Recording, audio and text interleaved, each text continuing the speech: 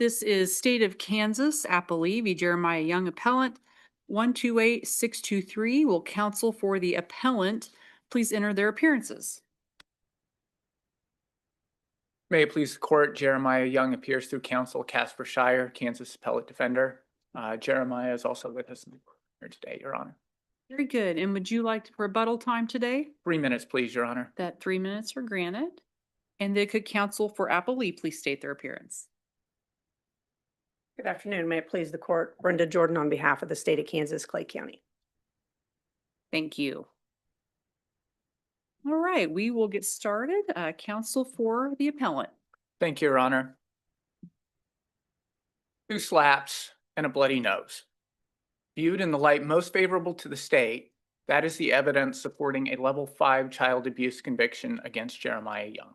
Is that too trivial then for us to consider it just a mere 2 slaps and a bloody nose and all of the surrounding circumstances? So you're arguing de minimis. It's not enough.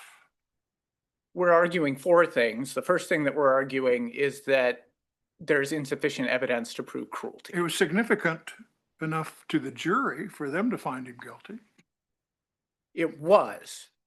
However, we have identified 2 instructional errors, one of them watering down the definition of what cruelty is, and also prosecutorial error that we argue also lowered the bar for the state reaching a conviction here. Were those objected to? The instructional errors were not, no. Clear errors. It is clear error. As far as the prosecutorial errors go, no objection is necessary.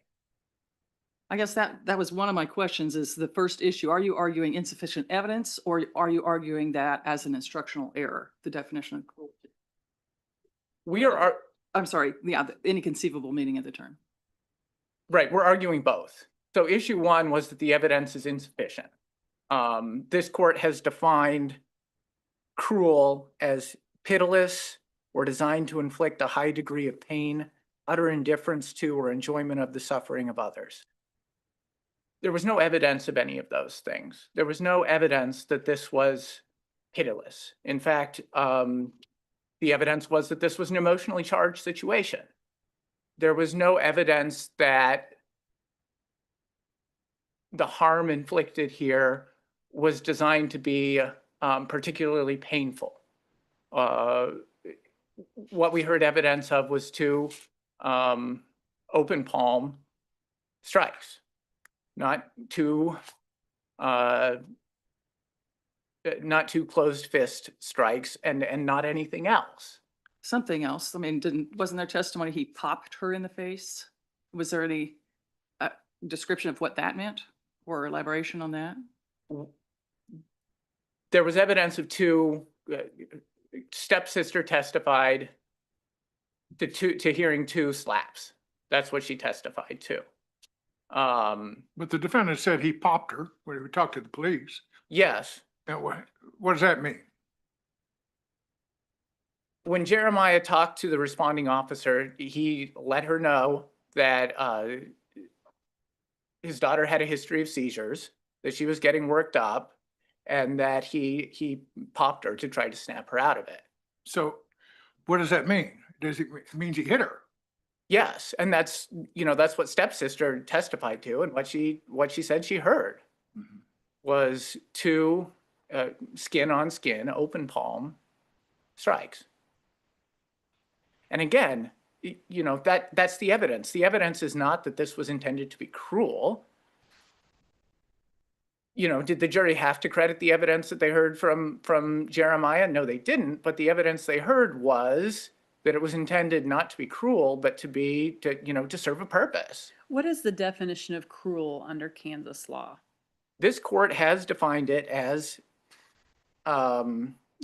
pitiless, inflicting a high degree of pain, indifference, or enjoyment. In the Wilson case? Yes.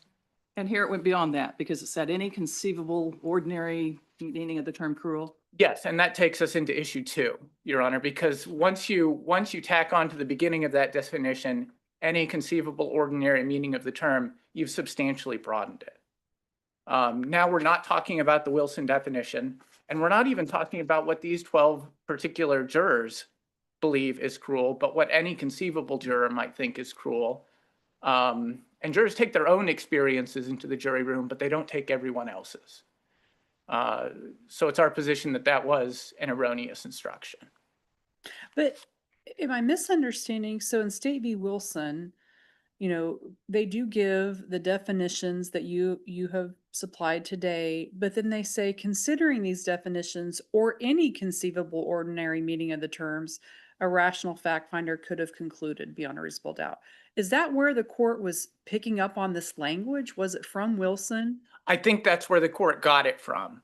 But the language you're talking about, Your Honor, is part of the case-specific analysis that goes with Wilson. And Wilson was a child abuse case that involved, locking children in rooms, keeping them from food, sanitation, heating, basic necessities of life. So it was beyond, a one-off charged incident.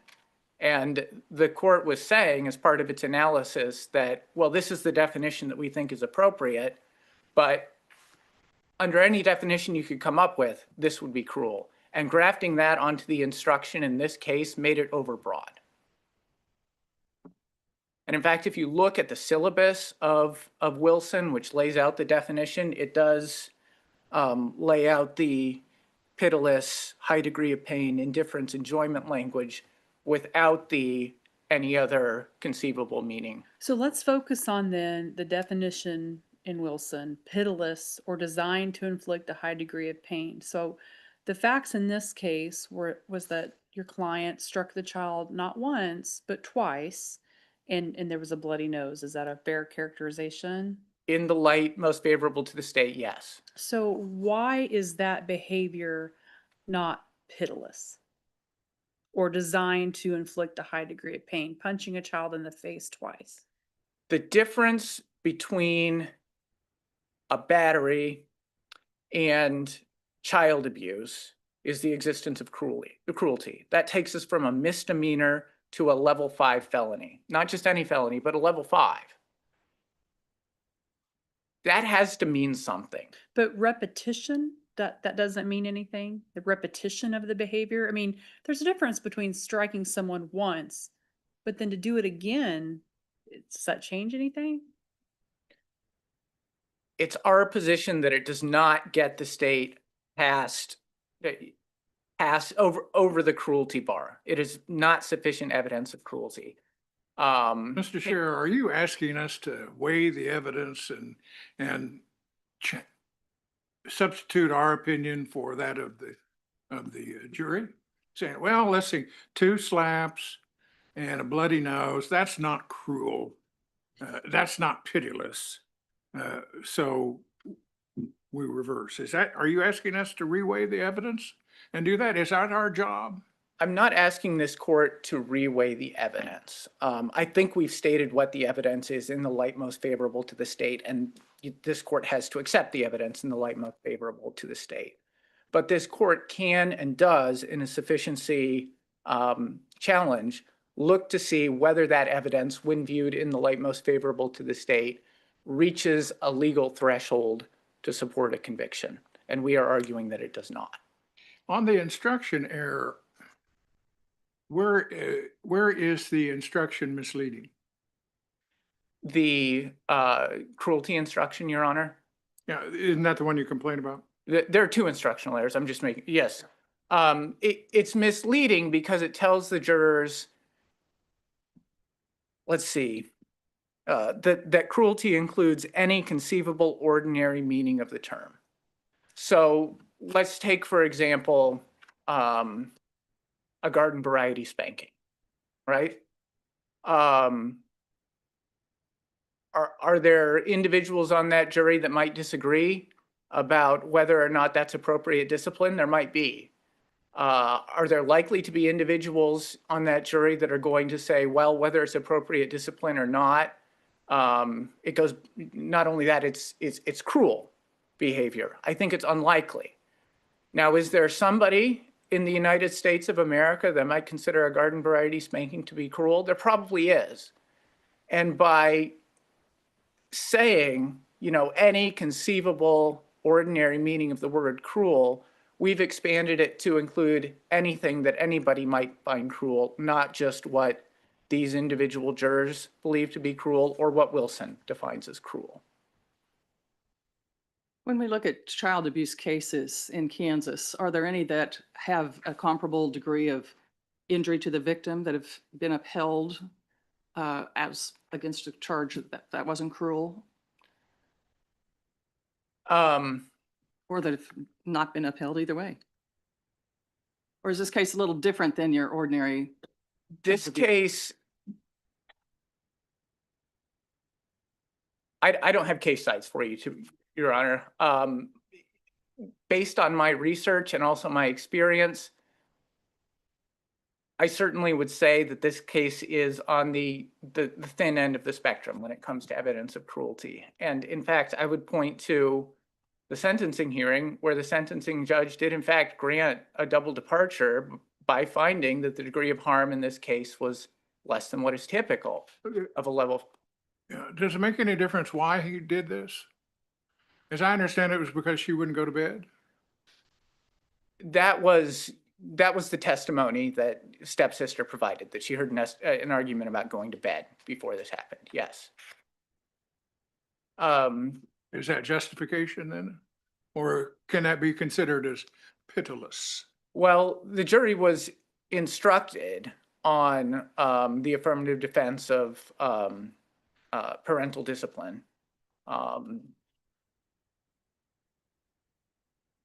So they considered that.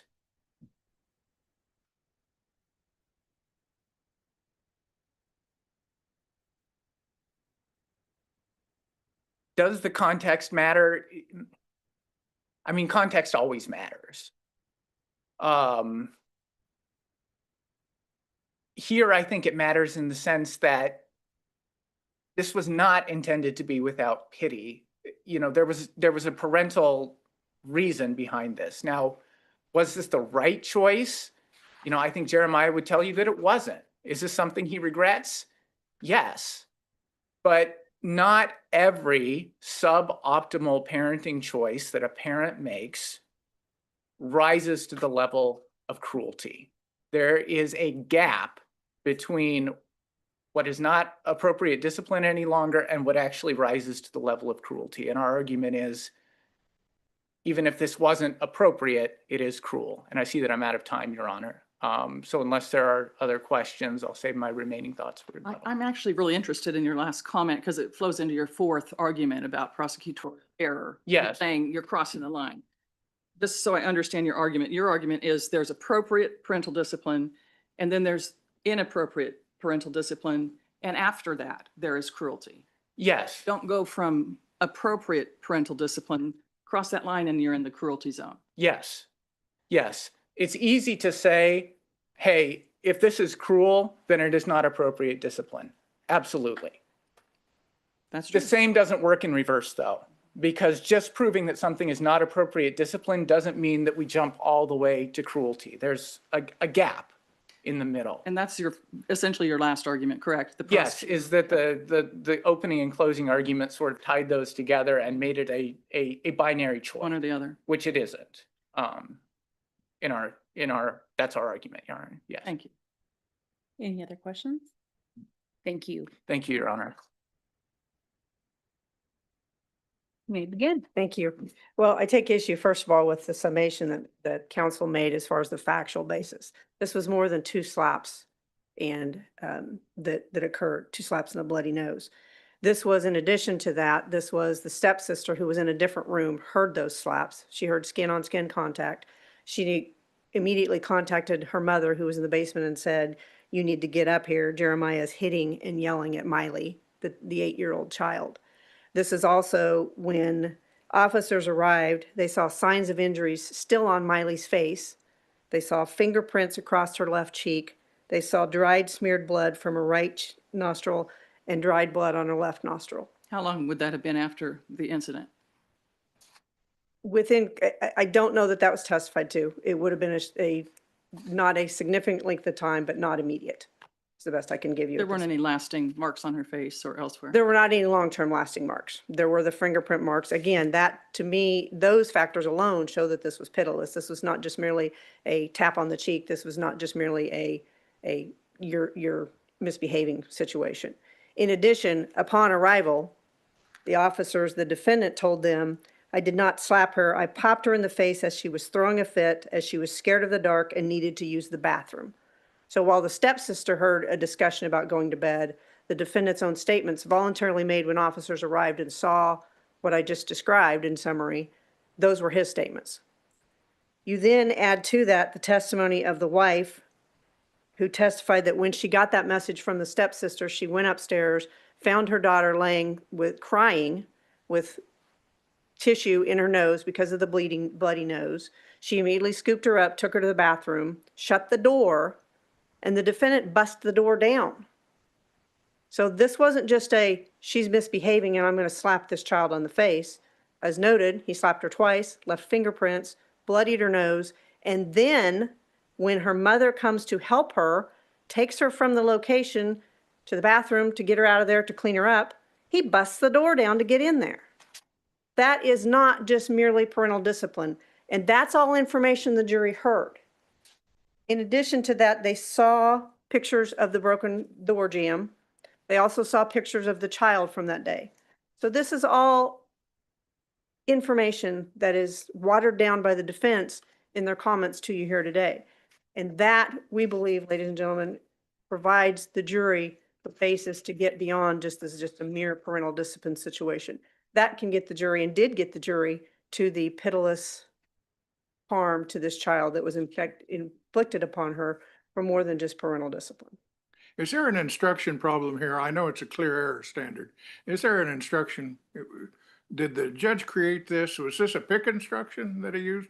It was not a pick instruction. It was an instruction that he crafted based upon Wilson, is from what I can gather. I was not the prosecutor, but from looking back at the record, that's what it appears to have happened. Is he crafted it from Wilson, using the instruction out of Wilson, because there's not a pick that provides the instruction for cruel, or the definition of cruel. There is a pick instruction. There is a pick instruction for defining cruel? No, there is not one. Okay. Sorry, I apologize if I misspoke. I was wondering if. No, I meant to say there is not one for for giving a definition of cruel. And so he looked at Wilson, took that as language from appellate courts and utilized that and applied that. And as noted, pretty much word for word. Well, what's your applied it. position on that? Is it a misstatement? I don't believe so. I think it's taken directly out of a case. And in counsel's remarks, as far as it overstated it over broadly because of that in any conceivable fashion, first of all, this was not a situation that was presented to anyone in the country. This was a situation that those 12 people who were chosen and selected as reasonable jurors could consider the evidence and utilize their own common sense and standards. What's our standard dealing with a homemade instruction like this? Your Honor, I think given that it is without objection, I think it's clear and convincing that you've already noted. So I guess my concern with this jury instruction issue is that the court seems to have used some language out of Wilson, or any conceivable ordinary meaning language that wasn't, from what I can tell, meant to define cruelty. It was talking about kind of sufficiency instead. And so, do we have other Kansas cases that discuss cruelty and the definition of cruelty? Is it pretty consistent with that earlier language from Wilson, the pitiless, designed to inflict a high degree of pain? Is that typically the definition we see of the term cruelty in Kansas? From what I could see, that's what I was finding. It was that Wilson was kind of the epitome of kind of the culmination of that's the definition. So let's say that we decide that this is an overly broad and an incorrect definition, That it is or is not. I'm that sorry. it is incorrect. What's your argument that it's harmless? My argument that it's harmless is that the jury was given the evidence as I've outlined before, and they had more than just 2 slaps and a bloody nose to consider in deciding that this went above and beyond parental discipline and this was cruel and unusual. What if we combine this error with prosecutorial error in saying they crossed the line, implying that there's only one line between what's appropriate parental discipline, and if you cross the line, that's cruel. Does this drag a weak case across that line inappropriately? To the appellant's position, I don't believe so, because those comments, first of all, in the closing remarks comments, the jury had the instruction that told them that's all those are closing remarks. They had the instructions that the judge had provided them, and they have the evidence to make the decision based upon that. So I don't think that they were just given one choice or the other. They had all of that before them to make a decision.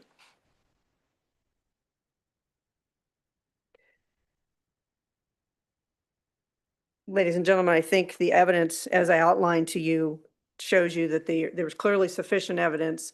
And again, as we've noted and discussed already, that the lack of objection as to these jury instructions do not require this court to overturn this conviction. And that would be the request of the state, is that you uphold the conviction from the district court. Thank you. Thank you. Rebuttal?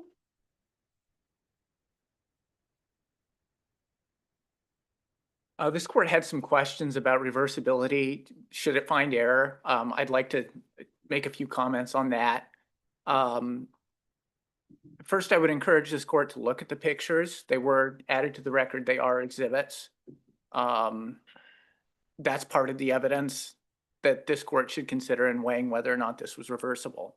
And it's also worth pointing out that the jurors had questions about those pictures. They wanted to know if there were better, clearer pictures available. And of course, there were not. These were the pictures that they had. The other question that jurors asked was, does a not guilty verdict need to be unanimous? Which I think tells this court an awful lot about how serious they were debating whether or not the state had met its burden in the jury room. Also, as to... But surely the verdict put that to rest. If they didn't believe it, they wouldn't have found him guilty, would they? The point here is that in spite of these errors, they did not reach that verdict easily or quickly. And the question certainly suggested, at least at some point, there were at least some jurors that were leaning towards voting not guilty. How can you say that? Just because there's a question about it, that could be just a technical question. Do we have to find him unanimously not guilty? Or how can you say that that means that some of them wanted to find him not guilty? Not that it makes any difference, because the verdict is what we have to deal with. Sure. I can't think of any other reason why they would ask that question, is all I'm saying. Maybe they were being good jurors wanting to follow the law. The way the question was phrased, does a not guilty verdict, not does a guilty verdict have to be unanimous, but does a not guilty verdict have to be unanimous? You sure that isn't a spin you want to put on it, counsel? Yes, I am. That suggests to me strongly that there are jurors during deliberations that are looking at a not guilty verdict. Because the question said, does a not guilty verdict have to be unanimous? Yes. I would also point this court on the definitional issue to Ballard, which is a Supreme Court case on Cora, which involved a missing definition of transient in a case that really turned on whether the person who had to register was transient. And they did find clear error in that case based on a missing instruction when arguments were kind of baking in a faulty definition of that term. And I do believe we have a similar thing going on here.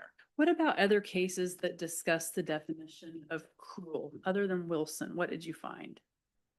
My memory, and I'll be honest, Your Honor, I'm going from my memory here, but my memory on this is that the Wilson definition came from a Supreme Court case that looked at cruel in a different legal context, and I don't remember exactly what that different legal context was, but they adopted that same definition of cruel, and frankly, we don't have any particular issue with that definition of cruel. We don't have a problem with defining cruel that way. It's the additional language that we have a problem with. And any other cases you found that included the or any conceivable ordinary meaning language? I'm not aware of any other, Your Honor. Any other questions?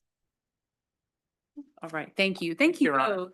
So we know that it is important to the parties to get a decision on this as quickly as possible. So we're taking this under advisement, but we will issue an opinion just as soon as we can. Thank you.